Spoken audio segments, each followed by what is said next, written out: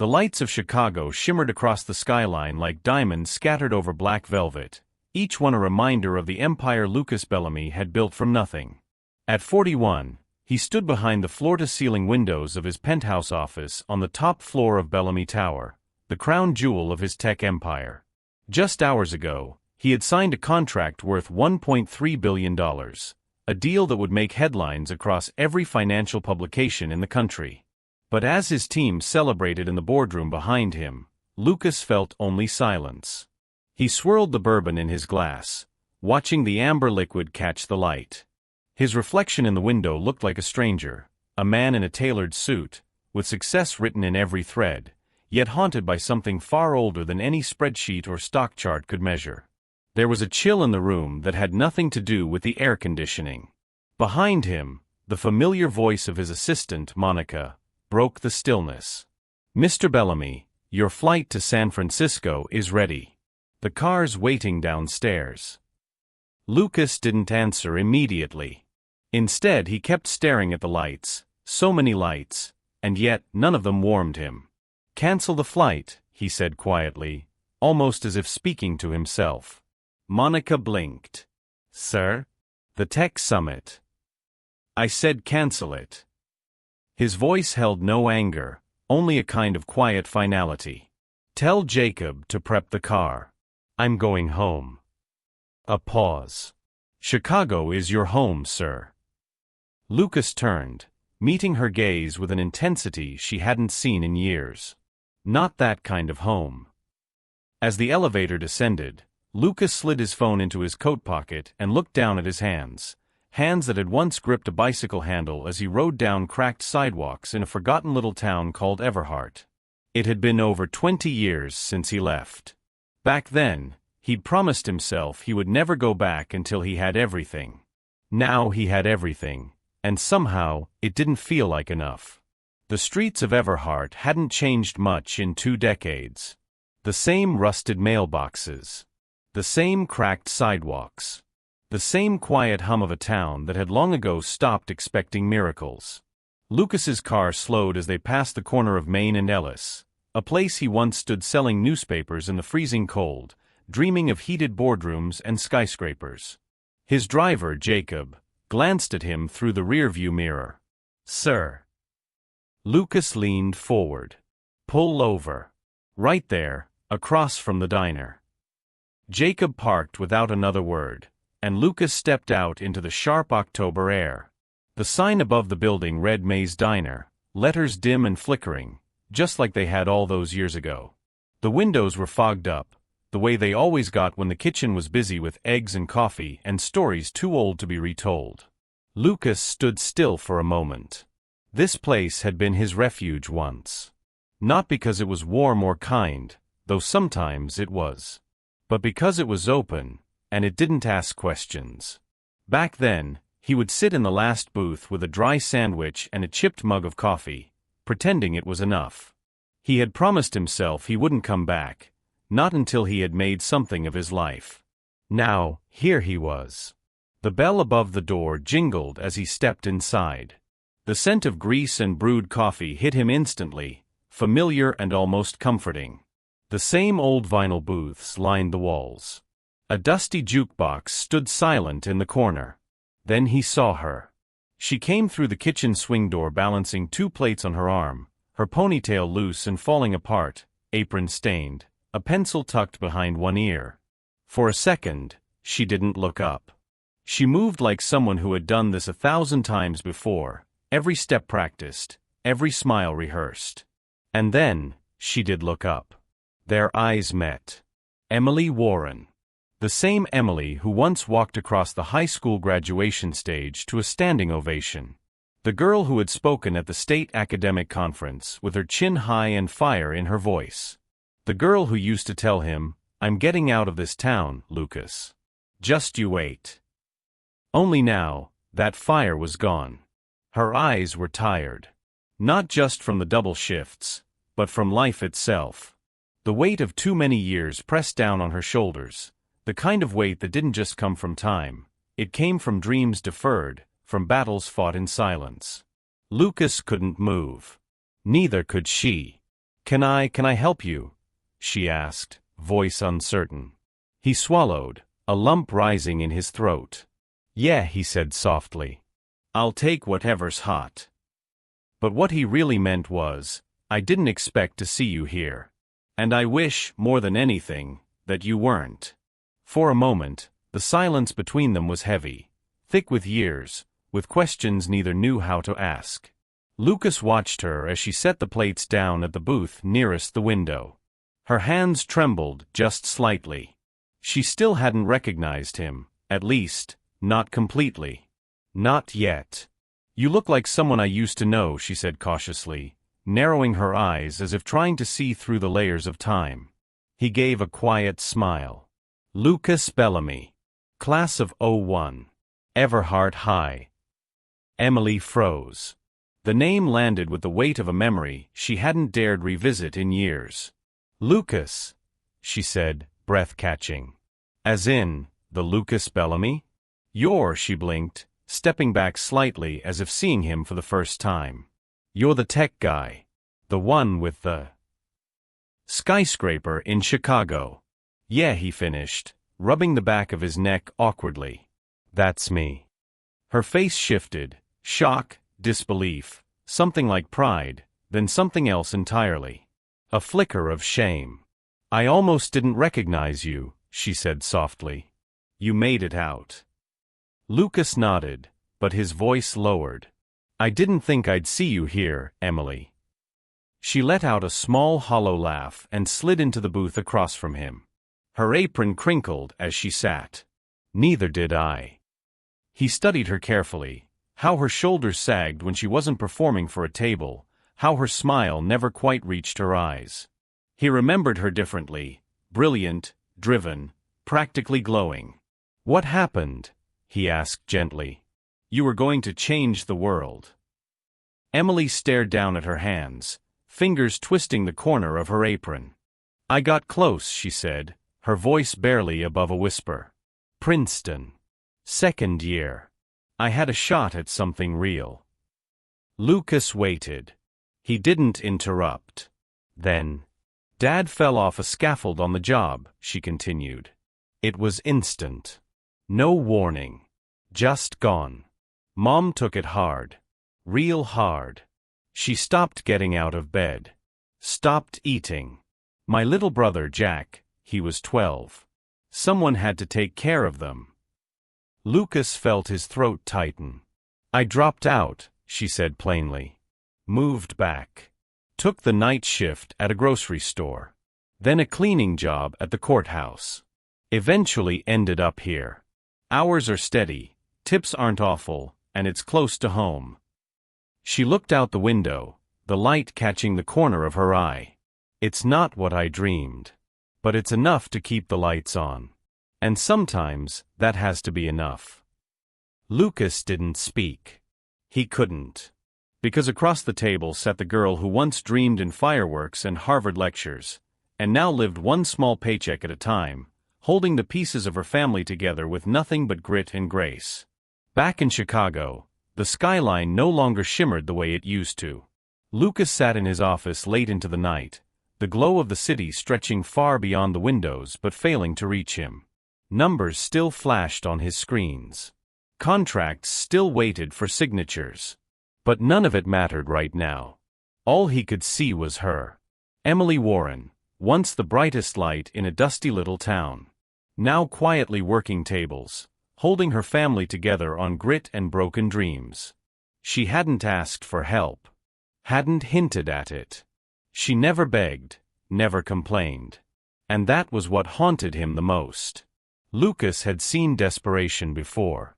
He'd seen people chase him down in hotel lobbies, inboxes flooded with proposals, strangers begging for handouts or investments in half-baked ideas.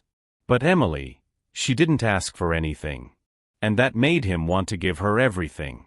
He paced the length of his office, then sat at his desk. For a long time, he stared at a blank piece of stationery, the heavy, ivory kind embossed with the Bellamy Enterprises seal in gold. He picked up a pen and began to write, not in the cold language of business, but in his own handwriting, slow and deliberate. "Emily." If you're reading this, it means I haven't been able to stop thinking about what you told me. Not because I pity you, never that. But because I believe in you. I always have. Come to Bellamy Enterprises. 9 a.m. Tuesday. No pressure. No promises. Just a conversation. Lucas. He slid the letter into a sleek black envelope, sealed it, and leaned back in his chair. His reflection stared back at him through the dark glass. Older now, wiser maybe, but still the same boy who once watched Emily recite poetry from a beat-up notebook in the back of English class and thought, she's going places. Only life had pulled her off that track, and now maybe, just maybe, he could help put her back on. Lucas didn't hand the letter to an assistant. He didn't courier it. That night, under a soft autumn rain, he drove himself to Everheart. Parked quietly across from May's diner. Emily's car was still there, an old sedan with a cracked taillight and a bumper sticker from a summer camp long gone. He slipped the envelope under the wiper blade, pressing it gently so it wouldn't blow away. Then he stepped back, took one last look at the quiet diner window still glowing faintly in the night, and drove away. No cameras. No glory. Just a man hoping that one letter might reopen a door that life had slammed shut too soon. Emily stood in the lobby of Bellamy Enterprises, her fingers tightening around the black envelope like it might vanish if she let go. She had never been inside a building like this. Soaring glass ceilings, marble floors that caught the morning sun, and a quiet, confident hum of business all around her. Everything about this place whispered power, precision, purpose. And she felt like she didn't belong. Then the elevator opened, and there he was. Lucas stepped out in a dark gray suit, no tie, his expression softer than she expected. He wasn't the boy from high school anymore, but he wasn't quite the billionaire from the news, either. He was something in between. Something real. You came, he said, a small smile tugging at his lips. She nodded, her voice caught somewhere between nerves and disbelief. I wasn't sure if I should. I'm glad you did. He motioned for her to follow. He didn't lead her into a boardroom or a presentation. Instead, they walked through a hallway lined with framed photos, women leading community programs, kids graduating from programs funded by the Bellamy Foundation, small business owners cutting ribbons outside corner stores. This, Lucas said quietly, gesturing to the wall, is the part of my work that no one writes articles about. But it's the part that means the most. They reached a small conference room overlooking the skyline. A folder sat on the table. Emily stayed standing, unsure. Lucas turned to face her. I'm not offering you a handout, Emily. I'm offering you a position. She blinked. A position? He nodded. Director of Community Outreach.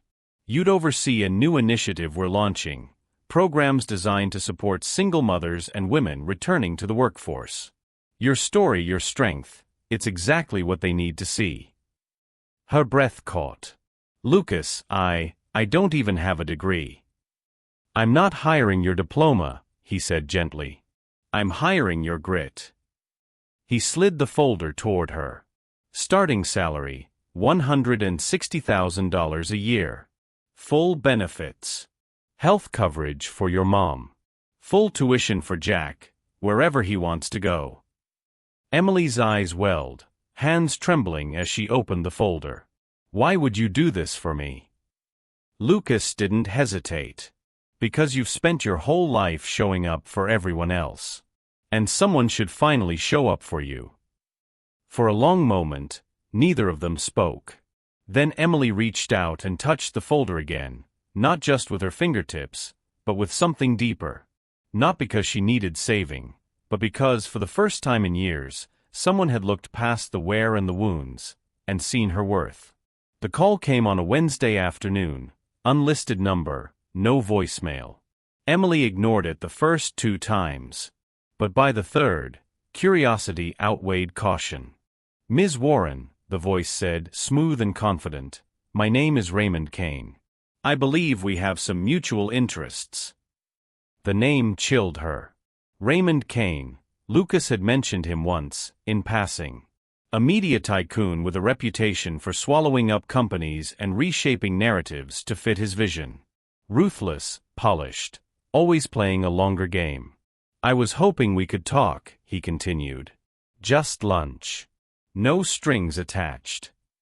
Against her better judgment, she agreed. They met at a rooftop restaurant in the heart of downtown. Everything about the place screamed luxury: white linens, polished silver, champagne bubbling softly in crystal flutes. Emily felt like a shadow in this world, her simple black dress modest beside the tailored suits and designer heels. Raymond stood to greet her, all charm and sleek confidence. "Ms. Warren," he said, gesturing to the seat across from him, "thank you for coming. You look exactly like the kind of woman this country needs to see more of." Emily sat cautiously. "I'm not sure why I'm here." Raymond smiled. "Let's not waste time. I've been following your story. The small-town girl who gave up everything to care for her family. Now working for Bellamy Enterprises. It's inspiring." She stiffened. "Lucas didn't ask for attention. Neither did I." "That's the beauty of it," he said smoothly. "You didn't ask. But the world needs stories like yours." He slid a glossy folder across the table. "The National Hope Foundation. We're launching a new campaign, nationwide. Billboards, interviews, primetime features. We want you to be the face of it." Emily blinked. "Me?" He nodded. "Public speaking. Advocacy. Media tours. We'd start you at $325,000 a year. Full staff. Your own office. Your story could inspire millions." She stared at the folder, heart thudding. "And the catch?" she asked quietly. Raymond's smile tightened. "Simple. You'd need to step down from Bellamy Enterprises. Conflicts of interest, you understand. And we'd ask you to speak, just briefly, about your decision. Why you left. Maybe hint at some differences in values. Something the press can chew on." Emily's stomach turned. "You want me to lie," she said flatly. "I want you to win," he corrected. "Do you know how rare your story is?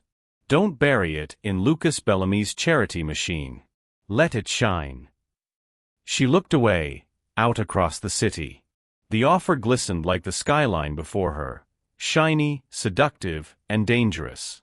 And somewhere deep inside, a quiet voice whispered, "Everything you've ever wanted is on that table.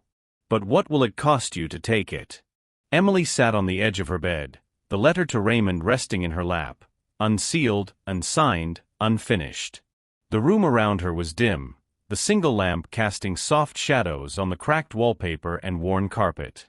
Her tiny apartment above a laundromat still smelled faintly of detergent and cooking oil.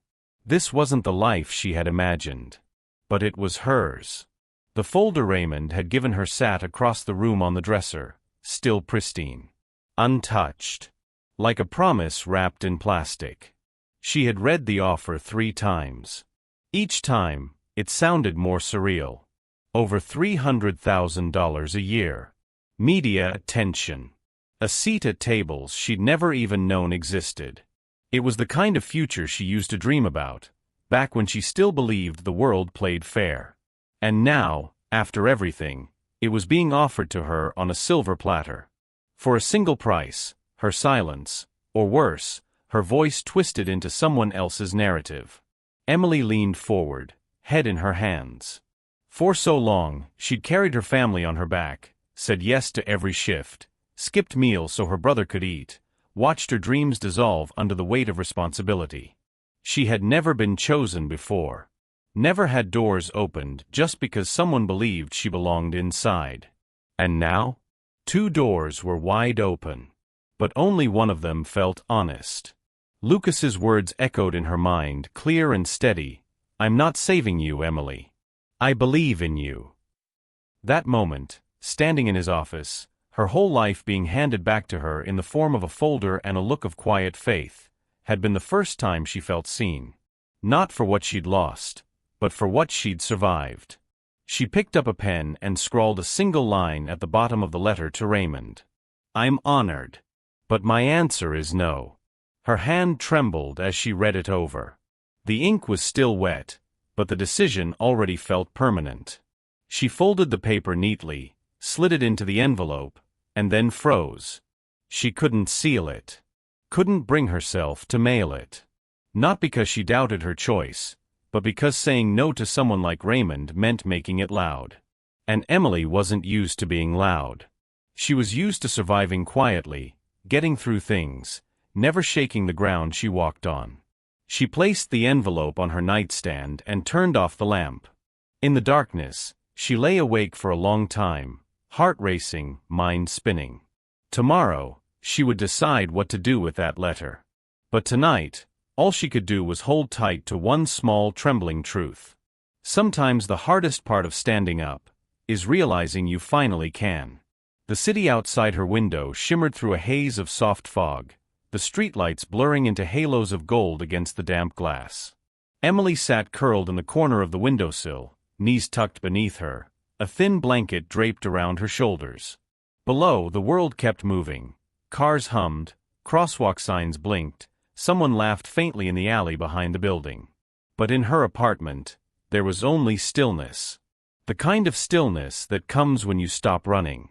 She stared out over the city, fingers resting lightly against the cold pane. From this high up, the lights looked like stars, far away, untouchable. Once, she had imagined herself among them, dreaming of being someone who mattered. Then life had happened. And the dreaming stopped.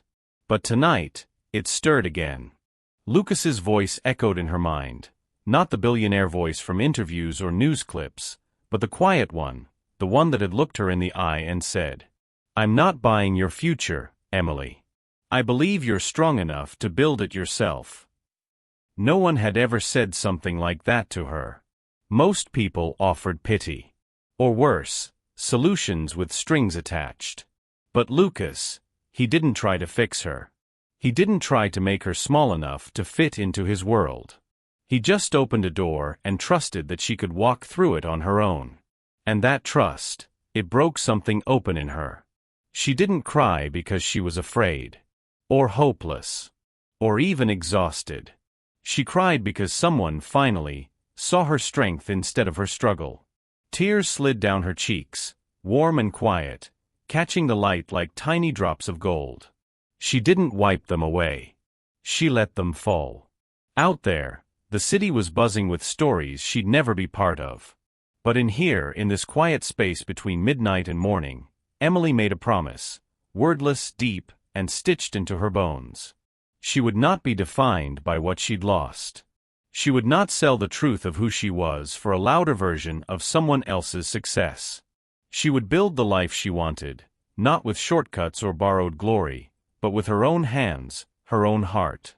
And if she stumbled? If she failed? Then she'd fail honestly. Because that, she realized now, was its own kind of victory. She leaned her head against the glass, eyes softening as she watched the fog dance across the city skyline. Tomorrow, everything would begin again. But tonight, for the first time in a long time, she let herself feel something close to peace. The morning light poured into the lobby of Bellamy Enterprises, soft and golden through the glass walls, catching the edges of polished brass and clean white marble. The space hummed with the low rhythm of a city already in motion, heels clicking on tile, voices murmuring over coffee, the elevator chiming quietly in the distance. Emily stepped through the revolving door, the envelope gripped in her hand. She didn't wear anything flashy. Just a navy blouse, dark slacks, and the same coat she'd worn the first time she stood in this building. But something was different. Not in her clothes, in her walk. She didn't hesitate. The receptionist smiled. "Ms. Warren, Mr. Bellamy is expecting you." Emily nodded and made her way to the elevator. Each floor that ticked by brought a calm certainty deeper into her chest.